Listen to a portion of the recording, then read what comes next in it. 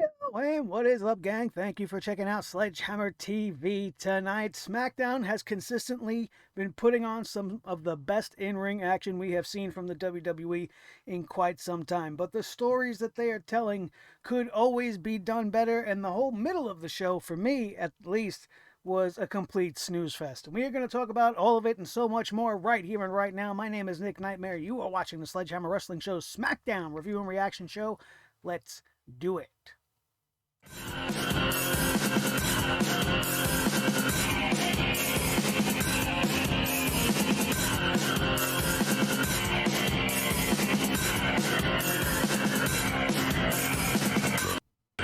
Wrestling Show.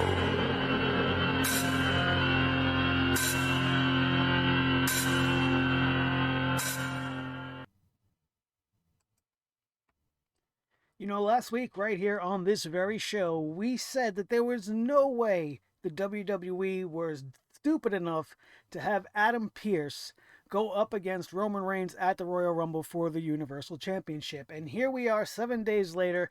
They've made that a reality. They have done the right thing and replaced Adam Pearce with a viable, actual professional wrestler. And it's fine. You know, I'm okay with Kevin Owens coming in and being the hero in this little storyline for Adam Pearce that they wrote. But it was a very odd, long way around getting to this point. Now, there was a much better way to actually go about doing this whole thing. And it didn't even have to involve Kevin Owens. Because when you look at what they did tonight by having KO step up and take Adam Pearce's place, it completely negates everything that Shinsuke Nakamura had done, especially in that gauntlet match, to earn himself a championship opportunity. Don't you think it would have maybe been a better idea if they would have had Adam Pearce give Shinsuke Nakamura the Royal Rumble championship opportunity? And then when obviously he's not going to beat Roman Reigns going into WrestleMania, we're all going to know this going in, but that's when you could pull the Kevin Owens card. Roman Reigns beats Shinsuke Nakamura at the Royal Rumble. Kevin Owens has been long gone and forgotten about by Roman, thought to have been taken care of, and as he and Jey Uso beat up Shinsuke after the match, KO comes out for the save, setting up his opponent for the next pay-per-view on the road to WrestleMania. They could have done that, and it would have been infinitely better than having everything that Shinsuke's done seemingly erased. He's going to get no championship opportunity, but he put on the match of the night. And in the open of this show by Jey Uso, which was a very good promo by him, very passionate, very fired up, main event Jey Uso, who hasn't won a match in his last 10 attempts. When was the last time he's even won? He's been featured in all these great matches, but he's not really progressing or bringing anything to the bloodline because he keeps losing. And tonight was no exception as he went out there and called out Shinsuke Nakamura for being what everybody was talking about, saying everybody should be talking about Roman. Everybody should be thanking Roman for the towels in the back, for the catering that they stuffed their faces with, for being on this show. He says they should all be thanking and talking about the tribal chief, Roman Reigns. He then threw his name into the hat, as everybody's been doing. I declared last week, if you remember, I declared myself entering the Royal Rumble because that's what everybody's allowed to do, except for Drew Gulak for some reason. But he says he's going to be in the Royal Rumble. He's going to win the Royal Rumble and then challenge either Drew McIntyre or Oldberg, whoever happens to be the champion going into WrestleMania season, and then the Bloodline, because this is the Bloodline show now, the Bloodline is going to hold all the gold. Those are delusions of grandeur by Jey Uso, which will never come to pass. But it was very entertaining, as was the follow-up and the first matchup of the evening, Shinsuke Nakamura versus Jey Uso. Very good match. Very good match. Jey Uso looked great. He tried to cheat to win. He had his feet on the second ropes, but senior referee Charles Robinson, that old Ric Flair looking bastard, he wasn't going to have any egg on his face. He caught Jey Uso cheating, and then he subsequently made the pin for Shinsuke Nakamura as he hit Jey Uso with the Kinshasa for the win after Jey thought he won the match. He then threatened Charles Robinson's job after the match. He's like, you're going to upset the tribal chief. You're going to be lucky if you're going to have a job here next week. And it was very, very entertaining, although I didn't understand why that was necessary. Just a little bit of a waste of time on the show as a follow-up. They then talked to the Street Profits, who said that they don't feel scared and they don't feel like they were stupid in taking the challenge from Dolph Ziggler and Bobby Roode, the Dirty Dogs. They were fine with losing, I guess. They didn't seem all that upset, but they did promise that they are going to take their championships back next time they get in the ring with the new tag champs. This was all just like the same old stuff from these guys. Nothing interesting here. What was interesting is when we went to see Roman Reigns in the back, who's sitting there talking with Apollo Crews. Now, this may seem out of nowhere to you, but if you were following up on Talking Smack, or if you've seen it on the internet because it was being shared all over the place, Paul Heyman was trying to light a fire under the ass of Apollo Crews so that he might, ascend to main event level status one day and be believable. And he really got in his face about it, and he really made him feel some type of way. You could see the emotion in the eyes of Apollo Crews if you watched this promo.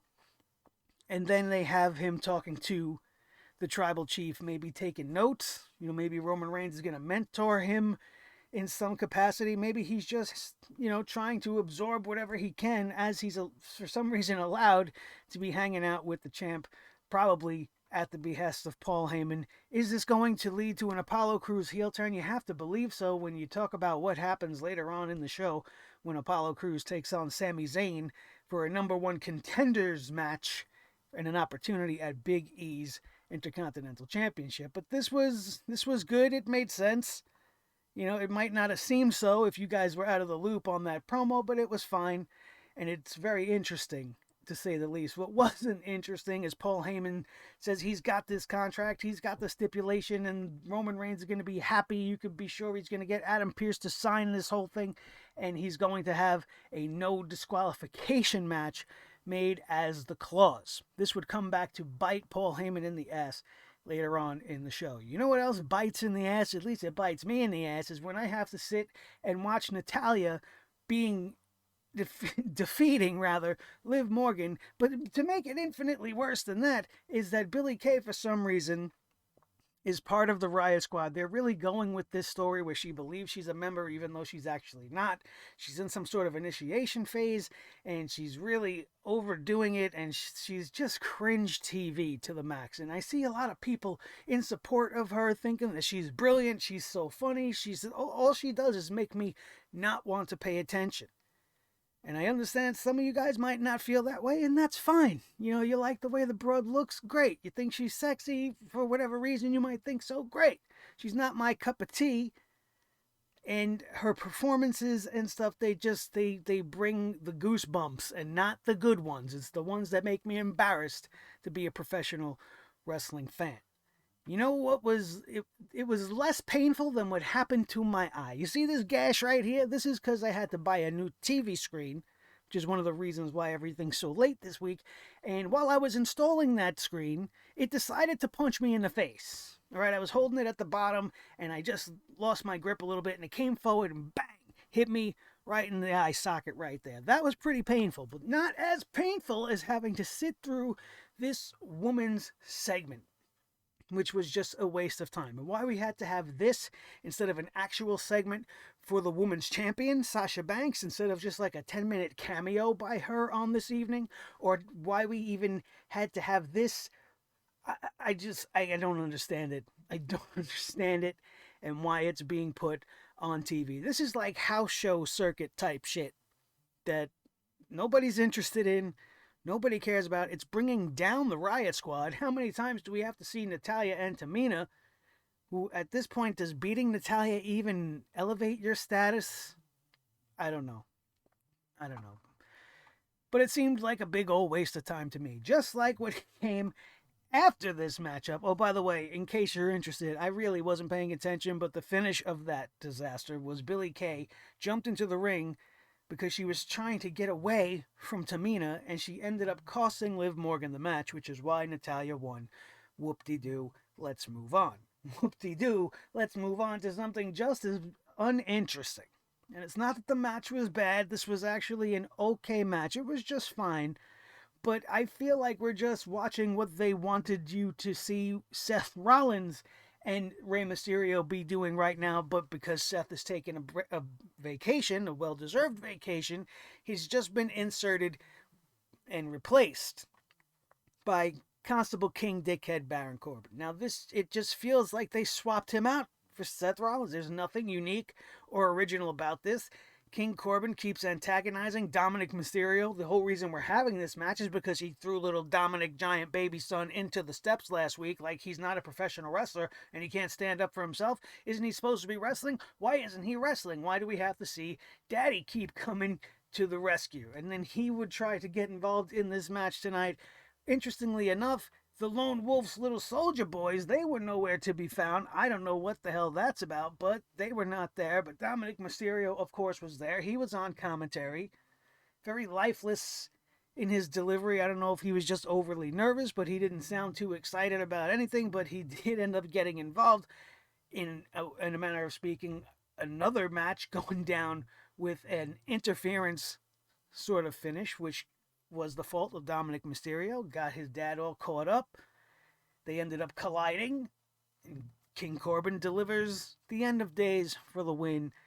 And I don't know why we had to watch any of this either. This was absolutely useless.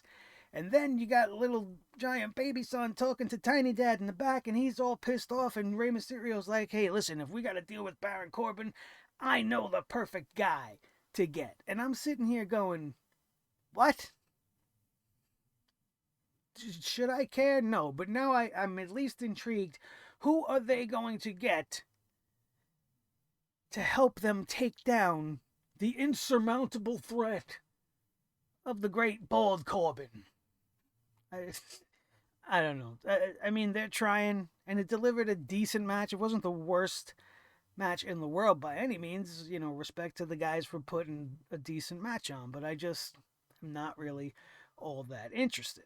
Doesn't make much sense, and it's just the same rehashing of Seth Rollins picking on little Dominik, Rey coming to his aid, and now we're going to go back around this circle again. Hopefully nobody loses an eye over anything. And then we had something else that we absolutely do not need. If there was one thing I would say that we do not need more of, it would definitely be talk show segments. And tonight we got the debut of Ding Dong Hello. Ding Dong Hello. What a... I understand that's her new catchphrase and everything, but we don't have to beat it to death. Steve Austin didn't have a special segment called What? You know, let's let it be what it is. It's supposed to be a chant or, a catchphrase for her. But now it's a whole entire show. And it's definitely unnecessary. Just as unnecessary as the whole reason for this show. The whole reason for Ding Dong Hello was so they could promote a obstacle course to be run by Bianca Belair and Bayley next week. An obstacle course. This was all to build up an obstacle course. And I understand, once again, everybody, when you look at the reaction on social media as this was going down, everybody was very positive about this segment, and that just comes off of Bayley being good at what she does, but I think we should be spending more time talking to Bianca Belair, not having Bayley soak up all the spotlight every time she's out there. And while this was mildly entertaining, it's not the best way to be featuring Bianca Belair and following it up with an obstacle course, contest, competition, whatever. It's just uninteresting and it's unoriginal. How many times have we seen this on the main roster and it just absolutely blows chunks? All the way back from when they were doing the NXT obstacle course and Titus O'Neil used to fall over with the keg in his hand, and then they did it with Bobby Lashley. They've done it a bunch of times before. Never comes off well. I know Bianca Belair is a fantastic athlete. She's probably going to make it look great. Bayley's going to end up looking like an idiot by the time this is all said and done, just like they would do with a heel. So it's going in a decent direction. I just don't think we need it. Ding dong, hello. We don't need another talk show segment. Absolutely not. Then what else we don't need is we don't need Daniel Bryan hanging out with Otis and Chad Gable. These guys are doing this whole thing with it's all in the hips and just being kind of suggestively funny and kind of they're not being like crass or anything. It's childish fifth grade humor, like laughing at farts. That's what we're pretty much doing. If you're finding any of this amusing, then you're the type of person that thinks childish things are funny. But I'm not that type of person. The best thing about this segment existing was the fact that it led to an interview with Daniel Bryan, who was trying to give props to Shinsuke Nakamura, but then he was interrupted by Cesaro. And he challenged Daniel Bryan. He was challenged by Daniel Bryan to a match right here tonight on SmackDown. And what followed was one of the best things we are probably going to see all year. Daniel Bryan versus Cesaro, one-on-one, no shenanigans, nobody on the outside, just a straight-up awesome match. This was a fantastic match. If you missed it and you want to see some of the best matches that the WWE has put on this year, you go watch that gauntlet match from last week, and they followed it up with a fantastic singles match this week. Cesaro, Daniel Bryan tore the roof off this place, if there were actual fans there to tear the roof off of this place, but it was the best of the WWE. Absolutely at their finest, all thanks to these two guys. And of course, they're no stranger to each other. They've been fighting each other for like 20 years. This is nothing new to them. So you should expect this. Cesaro, top of his game. Daniel Bryan, best he maybe ever has been. And the man is on a personal mission, it seems, to put over all of the best talent on SmackDown. Just being involved with Chad Gable and Otis, as much as I hate it, it elevates them a little bit up in the card. His performance last week with Shinsuke Nakamura makes him one of the most giving people you will ever see take the mat. And then he does it again this week as Cesaro defeated Daniel Bryan clean, no bullshit, after a fantastic match that told a great story. Both of these guys pinpointed limbs on each other, which is the lost art, really, in a professional wrestling match. They were laser-sighted, focused on each other's body part that they decided to target on. Daniel Bryan was the arm, I believe, and then Cesaro was working the leg. It was just a fantastic wrestling match, and you don't get that a lot when you watch WWE programming. So I'm very appreciative of the effort put forth. And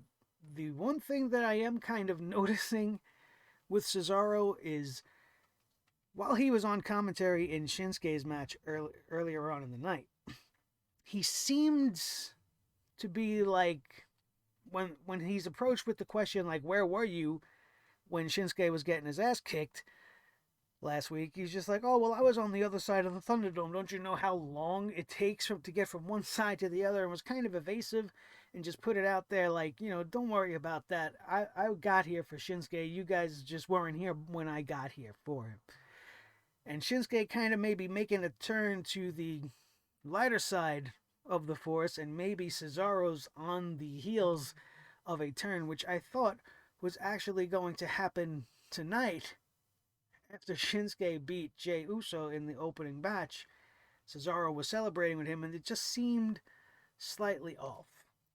I don't know. So they might be leading to that being the direction for Shinsuke, being that they took him out of the world title picture completely as of this moment. His sights may be set on getting revenge from Cesaro, and Shinsuke Nakamura versus Cesaro, I'm not going to say no to that, especially if Daniel Bryan has anything to do with all of the creative that's involved, as he's being more and more involved in that sort of stuff. I think it would be some of the best stuff we will have seen from the WWE in years, if they allow it to reach the potential that it actually has. Just like the same can be said with Apollo Crews and Sami Zayn, who had another match for a shot at the Intercontinental Championship. And this was a good match. I thought Apollo Crews looked great. He's supposedly the babyface in the scenario. However, he cheated to win. Sami Zayn tried to roll up Apollo Crews but had a handful of tights. The referee seen that handful of tights, and much like Charles Robinson earlier in the evening, he said, no, no, no, you can't do that. You were holding the tights, and he broke up the pinfall. And then Apollo Crews counters by rolling up Sami Zayn and holding the tights. But this time the referee didn't see it, so Sami Zayn loses. Apollo Crews wins and then confronts Big E, who was on commentary outside the ring on a big white fluffy couch in a crazy Ghostbusters sweater. And we're going back down a road we just recently were down a couple of weeks ago. Apollo Crews earns himself, at least he earned it, but it also makes Sami Zayn look like trash. When was the last time Sami Zayn won a match? Since he's lost the Intercontinental Championship, I don't think he's won anything at all.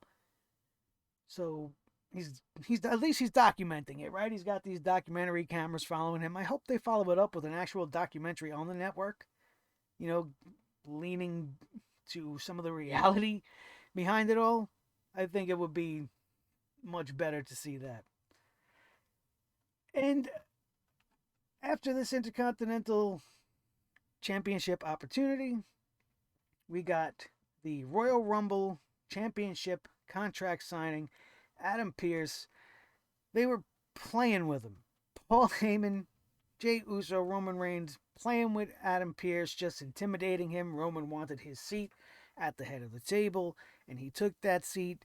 Finally, Roman Reigns put pen to paper and signed the contract, and Adam Pearce was like, that's all I've been waiting for you to do all night long. I've wanted you to sign this paper. Doesn't matter that you have it changed to a last man standing match. Adam Pearce walks out pretending to be hurt and feigning an injury in his knee, and is like, oh, well, as per the contract, I can name my replacement, and my replacement is going to be this man. And out comes Kevin Owens, who signs his name to the contract, and now we have last man standing for the Universal Championship. Kevin Owens, Roman Reigns, infinitely better than Roman Reigns versus Adam Pearce, but not as good as what they could have done.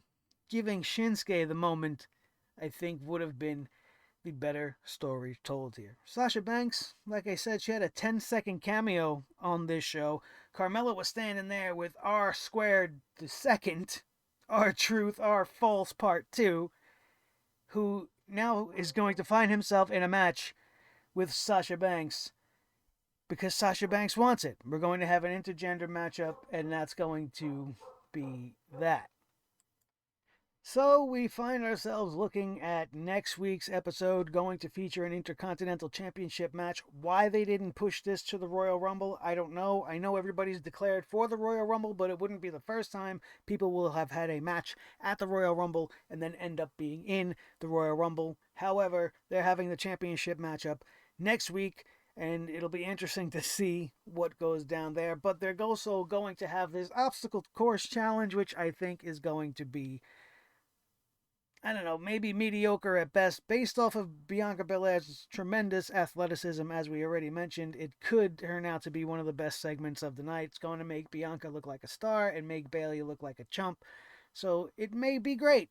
It may be great, but all of this is just leading into their little personal feud, which they are taking into the Women's Royal Rumble matchup at the end of the month. So we're getting closer and closer. The Royal Rumble's shaping up to be interesting, to say the least, and we will be here to cover it for all of you right here on Sledgehammer TV. Thank you all for watching. My name is Nick Nightmare. This is the team, Thor the Sledgehammer, the official Sledgehammer of the Sledgehammer Wrestling Show. His tag team partner, the World Heavyweight Champion of all the microphones in all the world, Mr. Blue, the Snowball, the most important member of this team, as always, each and every one of you. If you haven't subscribed by now, go ahead and do that right now. Hit that subscribe button so you don't miss anything that goes on this channel when it comes to bringing the hammer down on the WWE. Nobody does it quite like we do here. Make sure you hit that like button. It definitely helps us out and lets me know that you guys had a good time. And then share this video with anybody that you think might enjoy it just as much as you did. I appreciate all your support. As always, I love you guys so much. And if you missed anything going on this channel,